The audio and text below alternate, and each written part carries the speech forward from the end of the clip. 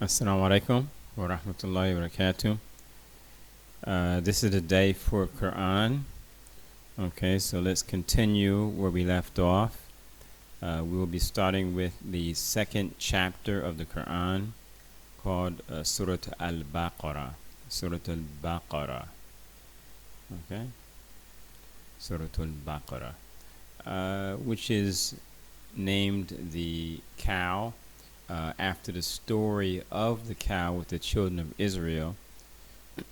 Okay, so let me read it first, and then we'll talk about, the significance of the name of this surah. أعوذ بالله من الشيطان الرجيم بسم الله الرحمن الرحيم ألف لام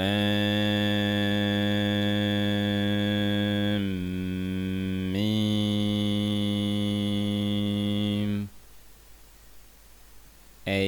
ALM. These letters are one of the miracles of the Qur'an, and none but Allah alone knows their meaning. ذلك الكتاب لا ريب فيه هدى للمتقين. This is the book, the Qur'an, whereof there is no doubt, a guidance to those who are al-muttaqun, the pious believers of Islamic monotheism, who fear Allah much, abstain from all kinds of sins and evil deeds, which He has forbidden, and love Allah much, perform all kinds of good deeds, which He has ordained.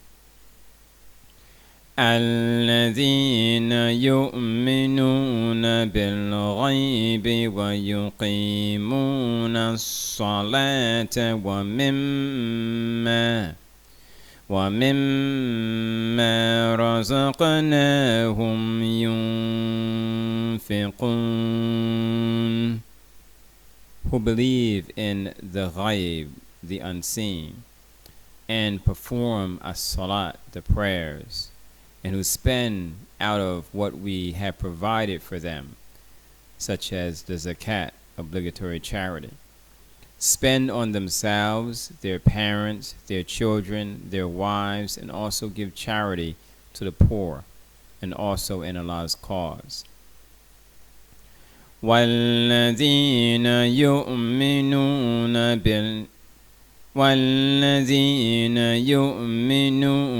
بِمَا أُنزِلَ إِلَيْكَ وَمَا أُنزِلَ مِن قَبْلِكَ وَبِالْآخِرَةِ هُمْ يُوقِنُونَ,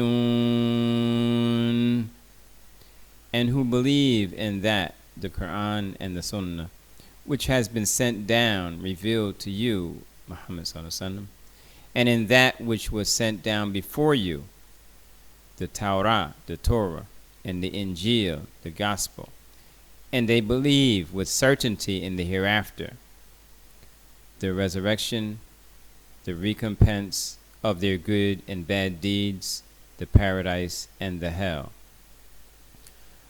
أولئك على هدى من ربهم وأولئك هم المفلحون. They are on true guidance from their Lord, and they are the successful. إن الذين كفروا سواء عليهم أأنذرتهم أم لم تنذرهم لا يؤمنون. Verily, those who disbelieve, it is the same to them whether you warn them or warn them not. They will not believe. And surely Allah speaks the truth. Sadaqallah. Okay, now reflecting on the name of the chapter itself, Al-Baqarah, okay, it was given that name because of the important story that was told throughout this particular chapter of the children of Israel. What happened, and we're going to read about it later, but I'm just giving you a brief little background on it before we actually get to the story itself. The children of Israel, someone from amongst the children of Israel killed a man, and no one knew who did it. So they were disputing over, who killed the person. And so Allah was going to reveal to them by way of a miracle who the killer was. So Allah told Moses to tell the children of Israel to go slaughter a cow. So immediately the children of Israel began to think, what has that got to do with who killed the person? What are you, making fun of us here? Telling jokes or making fun of us here? What's up with this? This is the type of reaction that they had, because they're trying to find out who killed the person, and they're disputing and arguing, which might have led to fighting and killing, just trying to find out who killed this person. So when that happened, Moses said, go slaughter a cow. And so immediately they're wondering, well, why should we do that? We're trying to find out who killed this person. What does going to slaughter a cow have to do with this? So they didn't really want to do it, and they began asking, well, what color is the cow? They didn't really want to do it. So they're asking, what color is the cow? What type of cow? Is it, tell us, describe the cow to us. And so constantly they were being told to go do what you were ordered to do by Allah. Allah is the one who ordered you to do this. And they kept asking questions, kept asking questions. Now there's a story behind the story, and that's why it's beautiful to know, as we're studying the Qur'an, we're studying the Hadith, we're studying the Seerah, we're studying Asbab al-Nuzul, the conditions in which certain verses came down. We're studying the history and all of this, and so it really helps you to understand this as you're reading the Qur'an. It gives you more insight and more meaning and more understanding to what you're reading. So you got to understand there's a story behind the story, and the story behind the story was that there was an orphan boy who needed money. His mother was raising him, his father had died, and they were very poor. They had one cow, one unique cow, not like other cows, a unique cow. And so whenever he would take that cow and, walk through the town or through the city or wherever, many people were amazed at this cow, how it looked, unique, and so different, so special. They considered that, And so people tried to buy the cow from this boy. And of course they needed money. They were poor. So the boy was considering, maybe selling it. But of course he had to ask his mother's permission. And so his mother would say, no, don't sell it. Don't sell it. Okay, so every time people kept approaching him, trying to buy it, they would offer him more and more and more and more money, because if he didn't accept this amount, maybe he'll accept this amount. He didn't accept this amount, maybe he'll accept this amount. So they kept offering him money until the last offer was a very high price. And so the description of the cow that Allah eventually told the children of Israel, because they kept asking and asking questions instead of doing what they were ordered to do, as they began to ask questions and keep asking questions, each time Allah began to describe more and more the cow that only existed with that boy, with that orphan boy. So you see, on the one side, the children of Israel were being punished for their disobedience, okay, because they weren't obeying Allah when Allah told them to do something, and they kept questioning and asking. So this was a way that Allah was punishing them, and at the same time rewarding someone else. So that's an important thing that you need to remember and reflect on, is that Allah could use someone that is being punished to actually be a catalyst for someone else to be blessed, or someone else to be, so good can come to one as bad comes to the other, or a punishment coming to one and a blessing coming to the other. In this case, because of their disobedience and rebelliousness, they got the description of this one cow that belonged to this orphan boy that you can't find anywhere except with that orphan boy. So they began to search and search and search for this cow that met the description that Allah told them. And it was very difficult for them to find a cow that fit that description. So when they finally found a cow that fit that description, it was the cow of that orphan boy. And they had to pay the highest price, because all the other prices were rejected. So they came at a time when the price of the cow was risen so high that they had to pay a lot of money just to get this one cow. So by them buying that one cow, the orphan boy became enriched. And his mother, of course, finally accepted that amount. And at the same time, the children of Israel got the cow that they were ordered to get after asking over and over and over. Okay, so then they brought the cow back because, this is what Moses said that Allah ordered. And then he told them, okay, now slaughter the cow. They slaughtered the cow. And then Moses told them, okay, now take a piece. Allah actually told Moses, take a piece of that cow and strike the dead body with it. So Moses did that. He took a piece of the slaughtered cow and strike the dead body with it. And through that, Allah caused a miracle, caused the dead body, the dead person, to come back to life and point out the person, to point out the person that killed him. All right? And then, of course, he died once more. All right? So this was a miracle that Allah caused to happen, of course, as a sign to the children of Israel.